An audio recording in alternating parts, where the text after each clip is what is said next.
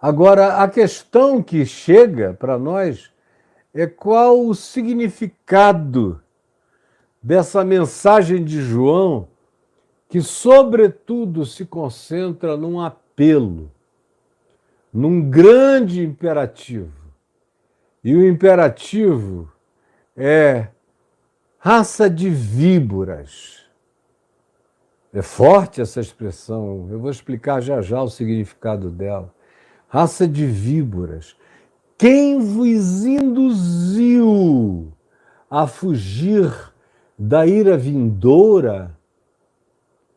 Produzi, pois, fruto digno, coerente com o verdadeiro arrependimento. Quando ele usa a expressão raça de víboras, ele está falando com os religiosos judaicos, é o que você lê. É o que você lê em Mateus, no capítulo 3, você lê exatamente isso. Que são os que vieram de Jerusalém, dentre os saduceus, os levitas e os fariseus, enviados pelas autoridades do templo. É a esses que Jesus chama de raça de víboras. Veja o verso 7. Vendo João, porém, que muitos fariseus, hipócritas e saduceus, apegados ao poder político, que não criam em espírito, em ressurreição dos mortos, em vida eterna, em anjo, em outras dimensões, eram indivíduos de uma devocionalidade litúrgica. E para eles a vantagem diante de Deus é que se um dia houvesse qualquer outra coisa que eles desconheciam e nem criam, quem sabe por terem vivido vidas que prestavam culto a Deus todos os dias, houvesse um final melhor para eles, mas eles próprios não carregavam nenhuma convicção nessa área da transcendência. Mas estavam lá interessados em indagar de João Batista quem ele era. Aí é para esses que Jesus responde dizendo, que João Batista responde dizendo, raça de víboras. Raça de víboras. Porque a grande ênfase dos judeus era na raça. Os judeus foram, religiosamente falando, o tempo todo no Velho Testamento, um povo extremamente ariano, no pior sentido da expressão, hitleriana, nazista da Segunda Guerra Mundial. É porque eles tinham sido tão arianos, se faziam superiores e diferentes de todos os outros povos da Terra, não falavam com ninguém, não se aproximavam de ninguém, não se misturavam com ninguém, não comiam a comida de ninguém, viviam num mundo paralelo, numa bolha, é que eles foram tão odiados o tempo todo. E botavam a culpa em Deus, porque eles diziam que é porque eles serviam a Deus. Não, é porque eles eram uns chatos, supremacistas, sem a menor consideração sobre as diferenciações humanas e de percepção.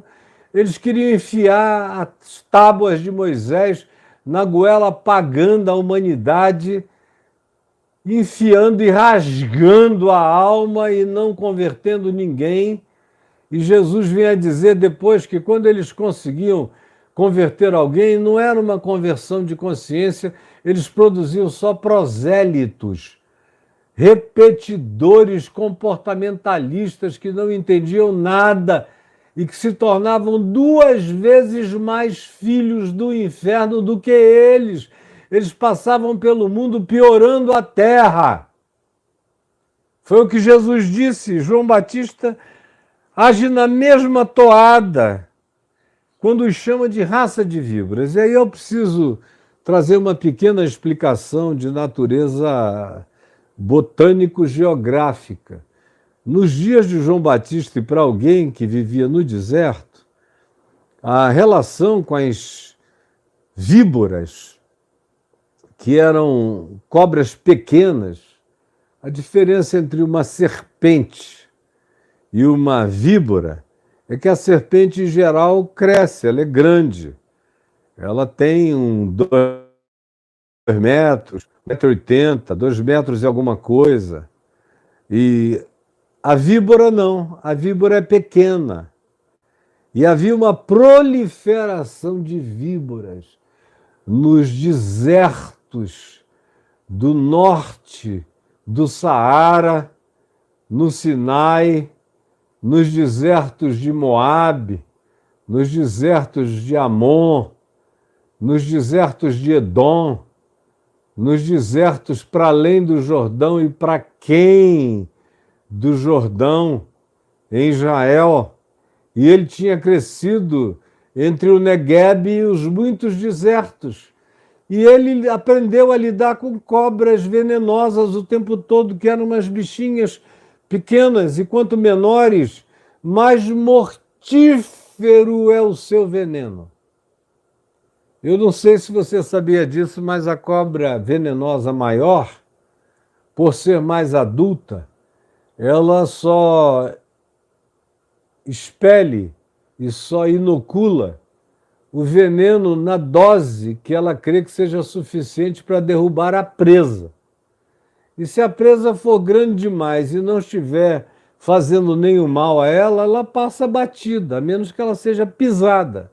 Mas as víboras não. As víboras não têm, em geral, controle sobre o seu próprio veneno. E a cada mordida que uma víbora dá, ela libera o veneno todo. De modo que a víbora é muito mais mortal do que a serpente. É por isso que Jesus não os chamou de raça de serpentes, chamou de víboras, chamou de escorpiões, chamou de bichos venenosos pequenos, sutis, sorrateiros, dissimulados, escondidos. Você podia deitar no deserto em cima de uma delas, que estava embaixo da areia. Só iria sentir a picada, assim como eram os religiosos de Israel. Raça de víboras, raça de dissimulados, que tem veneno mortal na língua, na boca. E vocês estão pensando que basta vir aqui que eu vou ficar impressionado, porque vocês são figuras aristocráticas de Jerusalém, do templo e de importância, que isso vai me comover, que isso vai me seduzir, que isso vai me chantagear. Fiquem sabendo, não! Porque vocês não são da raça de Abraão. Vocês podem ter o DNA de Abraão, mas vocês não são da raça nem da etnia espiritual do pai Abraão, nem dos profetas, nem dos seres misericordiosos e compassivos que andaram com Deus no curso da história até aqui. Ao contrário, vocês são filhos dos ovos das víboras, escondidos e dissimulados, com uma capacidade de fazerem um mal horroroso e mortal às vidas desses que não percebem a aproximação destrutiva que vocês, religiosos mentirosos e hipócritas, carregam. É isso que João diz a eles. E não venham com essa história para mim de fazer essas perguntas. Eu não me impressiono, eu sei quem vocês são. Vocês são da pior raça possível, da mais perigosa, da mais dissimulada, da mais mortal. E quem é que induziu vocês a pensar, chegar aqui, pedir para eu jogar água na cabeça de vocês ou mergulhar vocês, vai salvar vocês da ira vindoura? Esse batismo não salva ninguém. Sem arrependimento, sem metanoia, sem mudança de caráter, sem mudança de vida, sem mudança de sentimentos, pensamentos, emoções e decisões que desemboquem num novo comportamento que é fruto de um novo caráter, de uma nova criação interior dentro de vocês, não tem batismo que possa salvá-los. Nenhum batismo e de ninguém. Nem o batismo com água que Jesus fizesse iria salvar vocês. Nem os batismos dos discípulos de Jesus salvarão ninguém, se não houver uma transformação da qual o batismo seja apenas uma sinalização exterior de um evento existencial profundo e subjetivo que já se deu quebrantada e doidamente no coração de vocês, nada feito. E vocês continuam a ser apenas víboras molhadas, víboras enfiadas e tiradas da água, mas cuja natureza não mudou e cujo potencial destrutivo fica até pior, porque agora vocês dizem que foram batizados, mas a natureza de vocês continua mais perigosa, porque é o batismo do ocultamento, do veneno e da peçonha que vocês carregam em tudo que fazem, em todas as suas ações, em todas as suas palavras, e a mim vocês não me enganam nem um pouquinho. Portanto, produzi, pois, fruto digno de arrependimento. E não comeceis a dizer entre vós mesmos, temos por pai a Abraão. Abraão?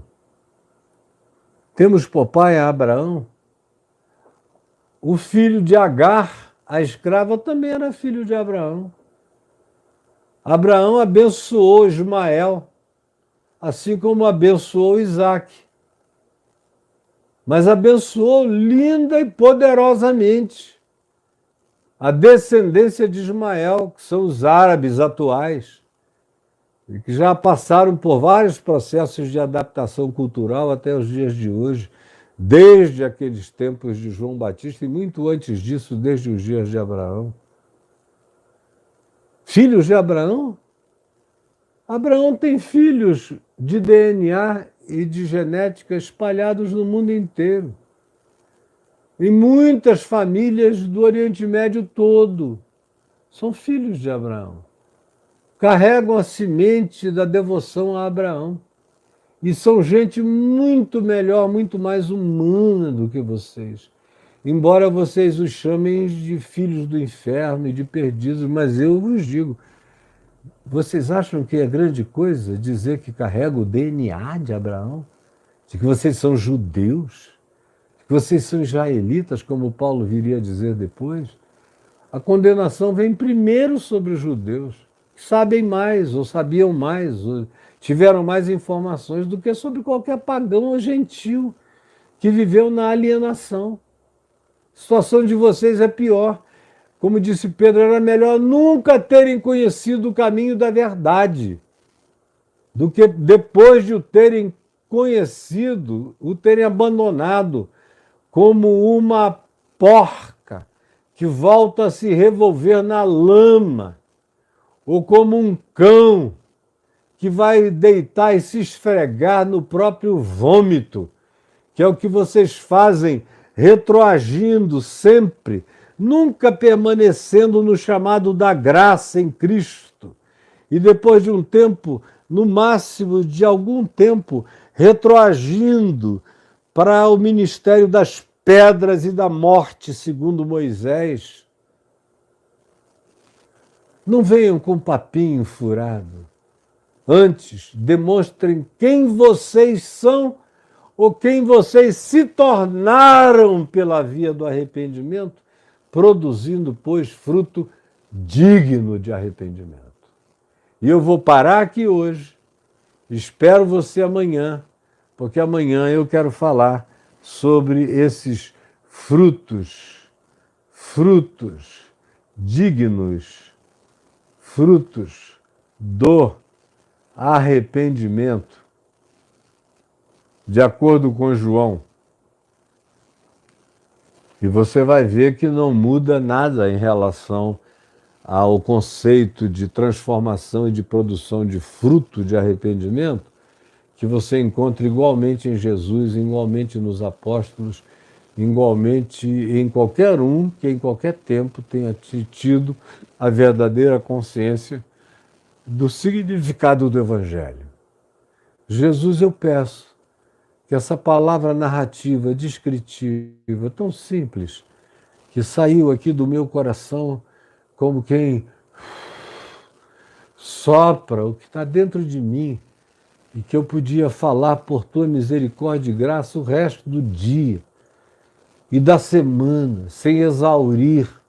O exercício aqui é de compactação, porque a riqueza dessas compreensões são inexauríveis.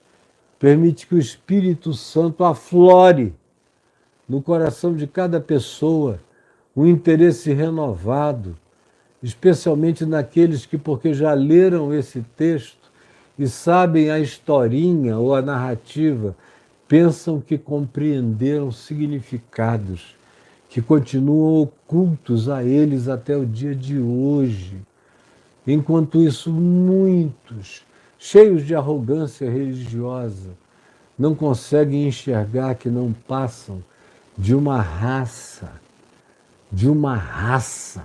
no sentido mais pejorativo, uma raça de víboras, de entes da morte, de entes do veneno, de entes da angústia, de entes do desespero. Por favor, permite que essa tua palavra alcance alguém e eu não terei pregado em vão, nem corrido em vão, se pelo menos um entender e começar a buscar o significado desse novo ser, dessa nova criação, desse novo estado existencial de coisas e de consciência em Cristo Jesus, o nosso Senhor. É o que eu te peço, ó Espírito Santo, que tu faças agora, hoje, e que o testemunho venha de ti. Eu te imploro, em nome de Jesus. Amém e amém.